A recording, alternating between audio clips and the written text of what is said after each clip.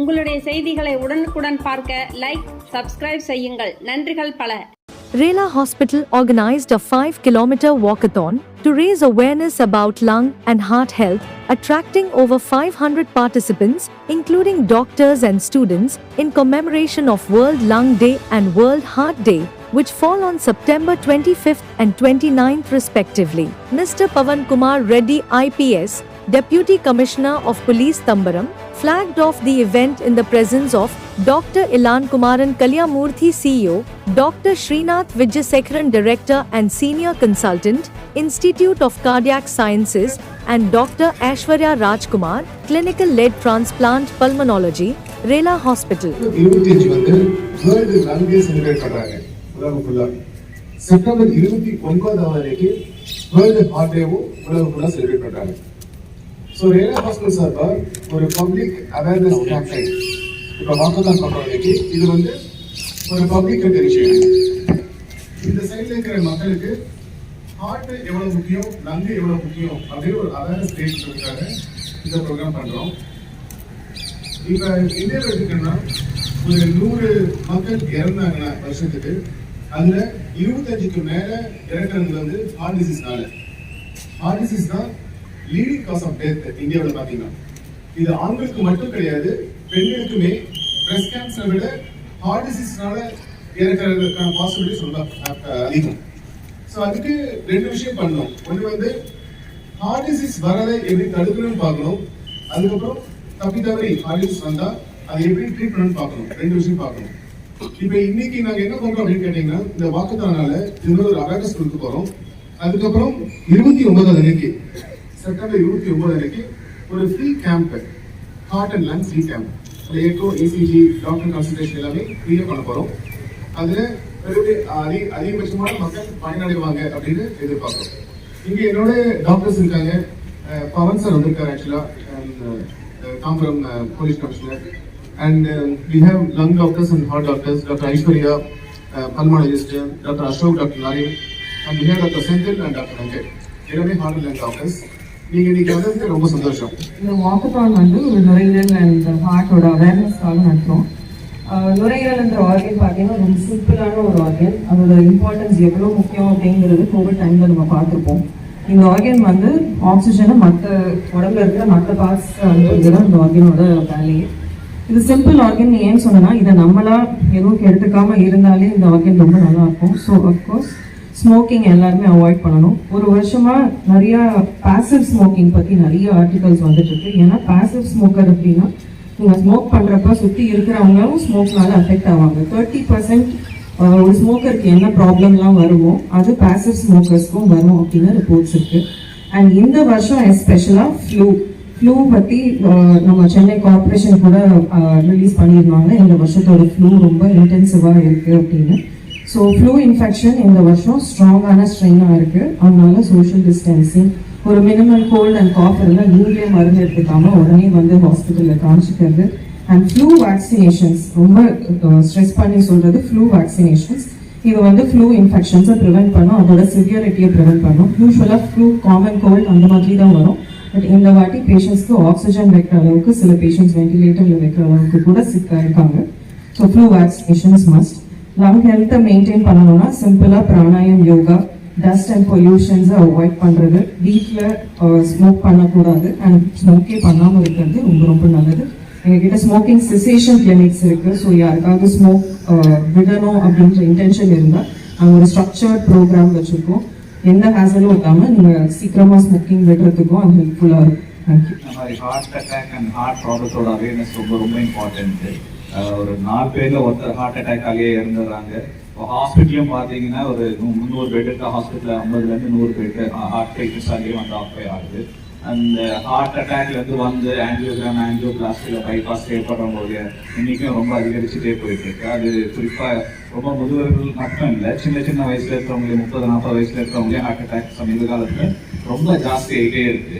So அது வந்து மருந்தாலேயோ இல்லை பெரிய சொபிஸ்டிகேட்டட் ட்ரீட்மெண்ட்டாலேயோ சால்வ் பண்ண வேண்டிய இஷ்யூ மட்டும் கிடையாது. மெயினாக அதை ப்ரிவென்ட் பண்ணுறதுக்கு சிம்பிளாக ஹெல்த்தியாக உணவு சாப்பிட்றது, வீட்டோட சாப்பாடு சாப்பிட்றது, இந்த மாதிரி இப்போ வாக்கத்தான் பண்ணுறோம். அந்த மாதிரி டெய்லி அட்லீஸ்ட் ஒரு 1-2 கிலோமீட்டர் செருப்பு போட்டு நான் கால்நடை நடந்தாலே போதும். ஒரு 1/2 மணி நேரம் 3/4 மணி நேரம் நமக்கு அணி நேரம் ஒதுக்கிட்டு நடந்தாலே போதும். அந்த மாதிரி கொஞ்ச நேரம் நல்லா தூக்கம், ஒரு 7-8 மணி நேரம் தூக்கமும் ரொம்ப இம்பார்ட்டன்ட். வெயில் பட கொஞ்ச நேரம் வெயிலோட உட்காரது, சன் எக்ஸ்போஜரும் ரொம்ப இம்பார்ட்டன்ட். அது அடிக்கேட்டாக தண்ணி குடிக்கிறதும் ரொம்ப இம்பார்ட்டன்ட். ரொம்ப நேரம் நம்ம ஏசிலே உட்காரதால தண்ணியோட உணர்வு இதெல்லாம் இருக்காது.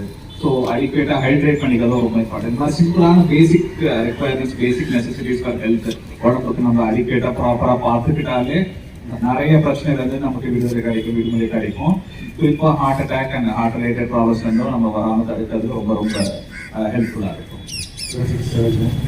எல்லாருமே ப்ரிவென்ஷன் பண்ணுறோம்.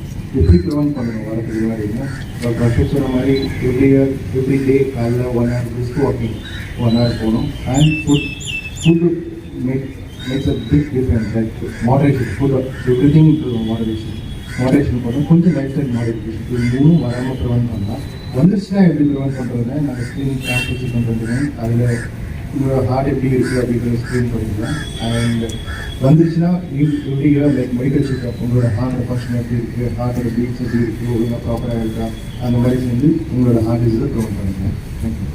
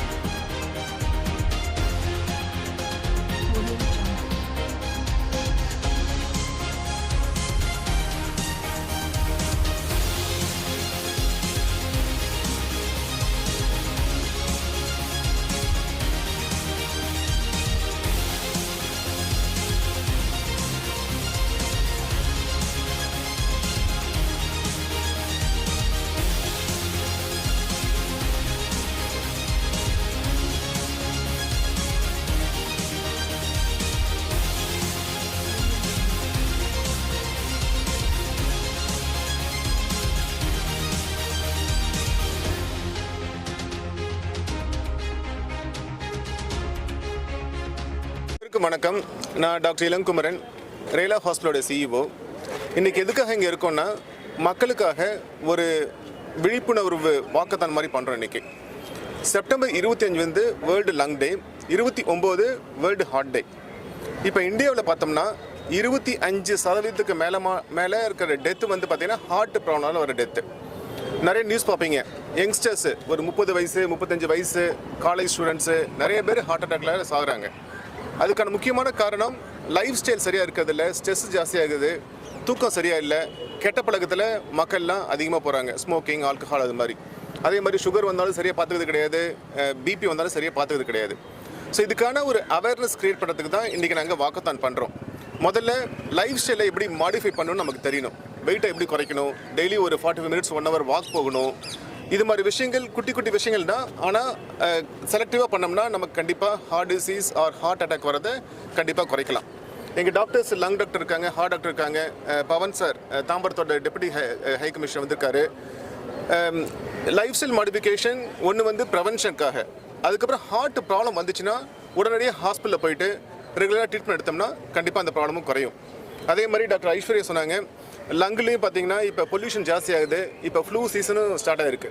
இப்போ இருக்க ஃப்ளூ பார்த்தோம்னா சென்னையில் ரொம்ப விருலண்ட்டாக இருக்குது. நிறைய பேர் சிக்காகி ஹாஸ்பிட்டல் அட்மிட் ஆக ஆரம்பிக்கிறாங்க. ஸோ பொது இடங்களை அவாய்ட் பண்ணுங்கள், மாஸ்க் போடுங்க, ஹேண்ட் வாஷ் பண்ணுங்கள். இது மாதிரி சின்ன விஷயங்கள் பண்ண ஆரம்பித்தோம்னா இதெல்லாம் கண்டிப்பாக அவாய்ட் பண்ணலாம். 29ஆம் தேதி ரேலா ஹாஸ்பிட்டலில் ஒரு ஃப்ரீ கிளினிக் ரன் பண்ணுறோம்.